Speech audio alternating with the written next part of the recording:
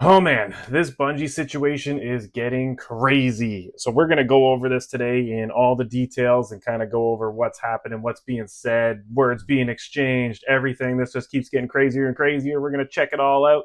Welcome to Game Crunch. If this is your first time here, I do all kinds of news related videos and gaming videos. If this is your thing, like and subscribe. Helps the channel grow. Anyway, let's get on to this. So I've highlighted a few articles here from VGC. So they've done 4 articles on this whole situation. So if you don't know, basically Bungie is the developer of Destiny, and they have recently laid off, as of this week, 200 staff. And a lot of staff have some pretty interesting things to say about this. There's lots of words being exchanged, insults, all kinds of stuff's being thrown around.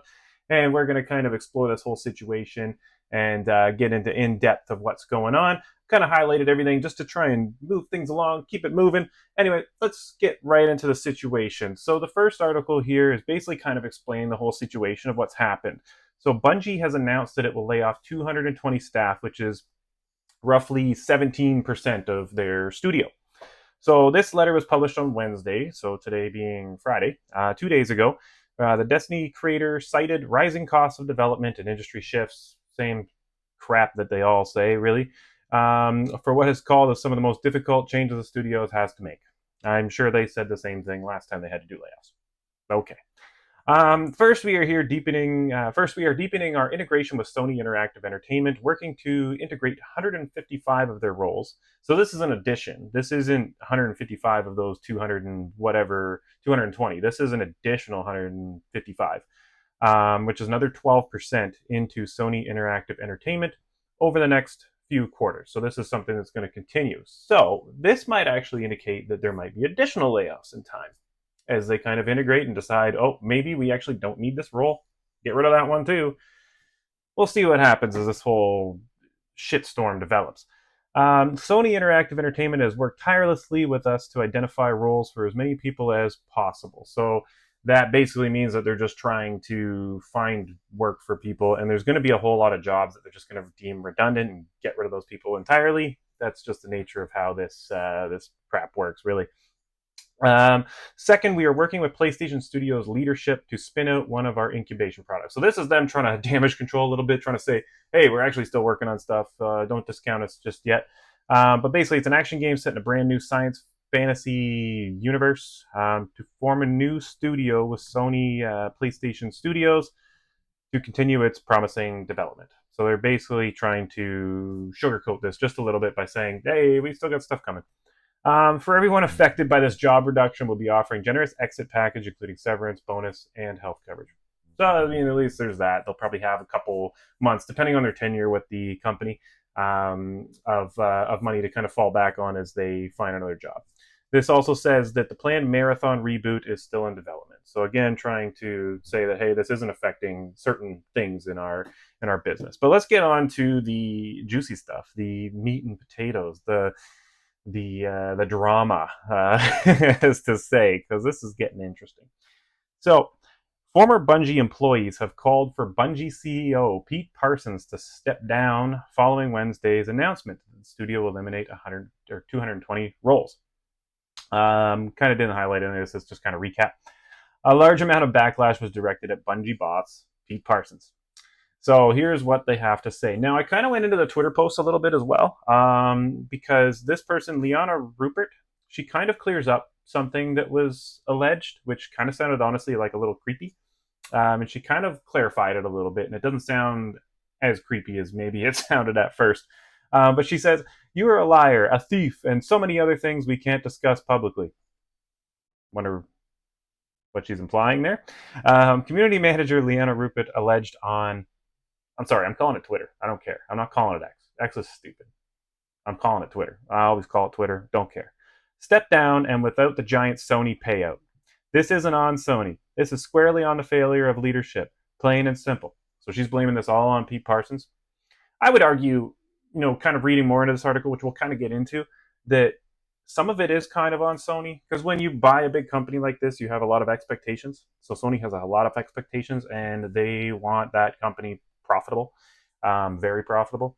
And if you're familiar with any sort of these corporate roles, it's not even just profitable. It has to be more profitable than the last time. they're never happy with just like making a profit. It always has to be more profit than last time. You know what I mean? So if it's $1,000,000, they're not happy until they've made $1,100,000. That's just how it works. But someone said here, Pete is a joke. C-suite taking accountability for any of this, or still just withholding bonuses and it'll be settled in-house? So this is kind of really boiling up that we're probably going to hear a whole lot of stuff coming out of here. Poor leadership has crushed one of the greatest developers of all time. Retire, Pete. Now this is the interesting one that we're going to get into a little bit deeper here. So Sam Bartley, which is a community manager, community coordinator, or I guess was, coward. You did this. You chose this. I'm already listed as do not work with. And I don't care anymore. You lied to my face, straight to it. You also invited me to come see your new cars 2 days before you laid me off. 2 fucking days.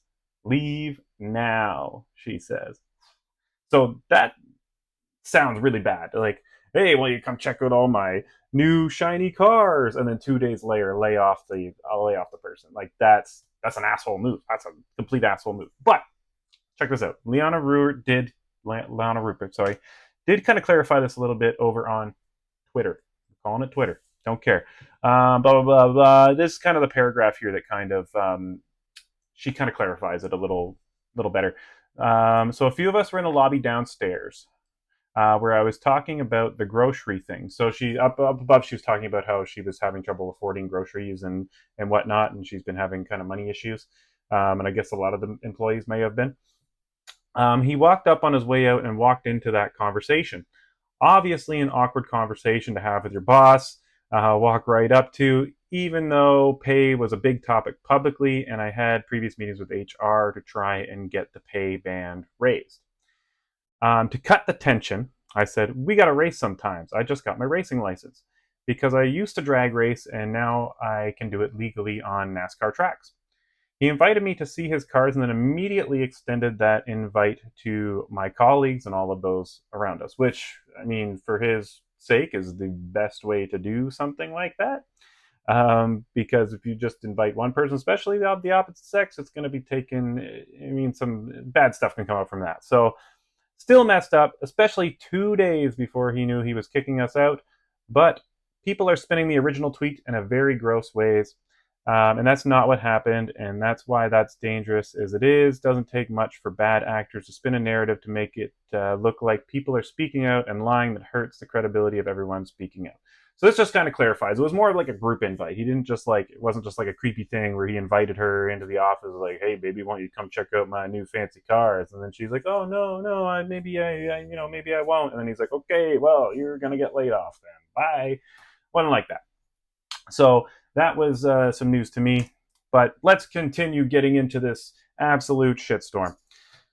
So the next article here goes on about Bungie's recent swath of job cuts were going to happen regardless of the success of Destiny 2's final shape. So this one kind of goes into detail on, this was kind of planned way before. This wasn't just like a on the whim, hey, we didn't make enough money last quarter, get rid of these guys. This was something that they were kind of cooking up for a little while. However, Stephen Totilo's, I skipped a lot of this stuff because just recap. GameFile Newsletter cites 3 separate sources who each claim that these cuts were already planned by early 2024, long before the final shape was released in June. Bungie has been repeatedly missing Sony's financial targets, which, if you're owned by a big corporation like that, that is not going to fly. There, as I said, you can make $1 million in profit, and then if it's just as much as the million you made last year, they are not going to be happy with you. It has to be more than the $1 million. Bungie has been repeatedly missing Sony's financial targets, been losing money since the release of Lightfall expansion for Destiny 2 in early 2023. So they've been losing money for a little while. And if you remember, they were purchased in 2022. So this would have been shortly after they were purchased. Sources told Totilo that Bungie management agreed last year that it would have to make deep cuts to prove to Sony that it was serious about managing its finances. So this is what I wanted to kind of talk about here, because she said this isn't on Sony. Well, it kind of partially is. Sony's basically telling them that, like, hey, you got to do something. Cut people out. To me, that's partly on Sony as well. I don't know. What do you think? Is that partly on Sony or is that all on Bungie? Sony's the one at the top being like, you need to make us more money. If they weren't owned by Sony, maybe if they didn't have that figurehead above them, would they still have that pressure? Maybe they could have wrote it out for a little bit, knowing that they've got this game cooking. Because that happens a lot in the game industry. There's a lot of this. There's a lot of this in the game industry. As games release, as expansions release, as things are in development, profits are going to be down when you're not putting anything out yet. But then as soon as you do put it out, boom. So maybe they could have, rode out the storm a little bit. I mean, Nintendo kind of did that in the past with the Wii U and getting into the Switch. They knew they had that kind of downward, but they knew they had the Switch coming. Just something like that, right? So sources told Totillo that Bungie management agreed last year that it would have to make deep cuts to prove... Oh, yeah, I already read that part. Sorry. My bad. Bungie laying off around 100 staff back in October, so that's something I talked about already. Totillo's sources that say that another round of cuts, those made this week, was planned in early 2024. So this is his sources basically saying all that. I think Sony overpaid for Bungie. Might be looking that way. Anyway, let's get on to the final article here, because there's a little bit more drama happening. So this part is still confusing. It's still up in the air. I'm still a little confused here of exactly what this means, but let's get into it.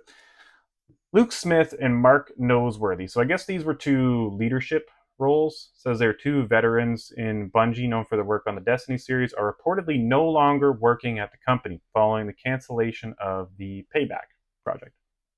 So Jeff Grubb, if you don't know who Jeff Grubb is, he's a pretty well-known video game journalist. Speaking with Game Mess Decides podcast, never heard of that one. The duo was let go following the cancellation of Payback. Luke Smith and Mark Noseworthy are no longer at Bungie. They were let go, Grubb said. They were caught in the executive and leadership shakeups mentioned in the blog. Payback has been shelved. But then it goes on to kind of clarify this. Okay. Grubb later clarified his comments. Despite saying that they were let go, he now clarified basically saying they left due to leadership restructuring. They left. They were not let go. This implies that they left on their own volition. They just said, okay, screw that. This is where things kind of get a little weird. And that's just reiterating. Cuts are confirmed here since early 2024. But yeah, left. This are his exact words here on Twitter. They left due to leadership restructuring. So that makes it sound like they left on their own choice. They did not get a payout. They did not get any sort of benefits. They did not get anything. They left for whatever reason. Maybe they were unhappy with how things were going. Who knows? I'm sure we're going to hear a whole lot more of this. I'm probably going to end up doing another video or two on all this as all this crap starts coming out, because it is a crap storm, and it just keeps getting crazier and crazier each day. So I just wanted to get you guys up to speed on everything that has happened here. Anyway, if you like this kind of content, again, like and subscribe. Really helps the channel grow. Let me know what you think down below. Clarify any stuff that maybe I may have got wrong. And I'll catch you guys all in the next video. Take care.